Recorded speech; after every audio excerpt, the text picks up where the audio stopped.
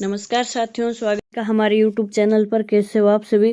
तो आज अपन बात करने वाले हैं कि डीए और एरियर्स के बारे में, यानी 18 माह का डीए प्लस एरियर्स क्या है और कितना मिलेगा आपको। तो आप जल्दी देख सकते हैं कि एक ही बार में मिलेगा आपको 18 माह का एरियर्स।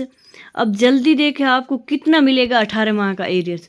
अब 5 सेकेंड में आप कैलकुलेट कर सकते हैं और इतनी रकम होगी खाते में क्रेडिट। यानी 18 माह का एरियर है वो कितना मिलने वाला है आपको, तो उसके बारे में अपन डिटेल से बात करते हैं और आगे चलते हैं वीडियो में। वीडियो को आप लाइक शेयर सब्सक्राइब जरूर करें और आगे चल के अपन बात कर लेते हैं कि सरकारी कर्मचारी और पेंशनर्स के लिए डीए और डीआर का एरियर यानी पिछली अवधि का बकाया भुगतान 2025 में चर्चा का बड़ा विषय है। मार्च 2020 से जून 2021 तक महंगाई भत्ता बढ़ाने की प्रक्रिया फ्रीज रही थी। अब कर्मचारियों और पेंशनर्स को 18 महीने का जो एरियर मिलेगा उसके बारे में जानना जरूरी है कि यह कितना होगा और इसे कैसे कैलकुलेट किया जाता है।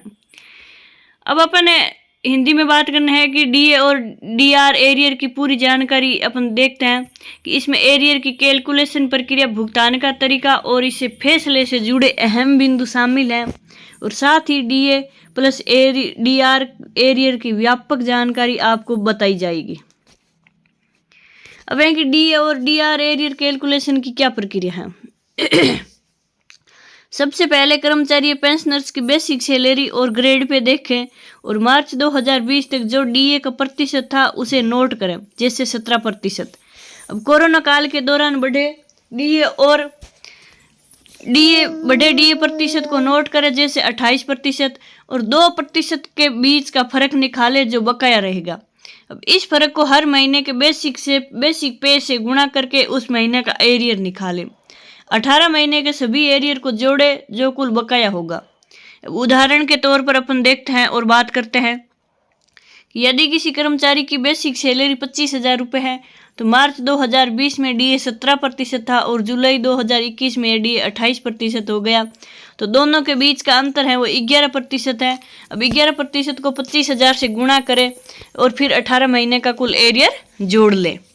अब डीए और डीआर एरियर भुगतान की प्रक्रिया क्या है, कैसे है, वो भी देख लेते हैं। भुगतान की प्रक्रिया कि सरकार की ओर से जब आधिकारिक आदेश आएगा तो भुगतान शुरू होगा और कर्मचारी और पेंशनर्स के खाते में यह राशि सीधे जमा की जाएगी।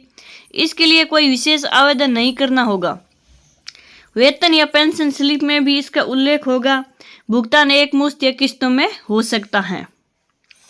अब है डीए डीआर एरियर से जुड़े महत्वपूर्ण बिंदु क्या हैं उसके बारे में अपन बात कर लेते हैं कि केवल सरकारी कर्मचारी और पेंशनर्स को मिलेगा डीए और एरियर। भुगतान के बाद इस राशि पर आयकर लागू हो सकता है। सरकार की आधिकारिक घोषणा के बाद ही अंतिम निर्णय होगा और कर्मचारी संघ और यूनियन इस लाभ की लगातार मांग कर रहे हैं। अब डीए और डीआर एरियर का कितना प्रतिशत मिलेगा 2025 में, तो बेसिक वेतन के आधार पर राशि अलग होगी। कम वेतन वाले को कम और ज्यादा वेतन वाले को ज्यादा एरियर मिलेगा।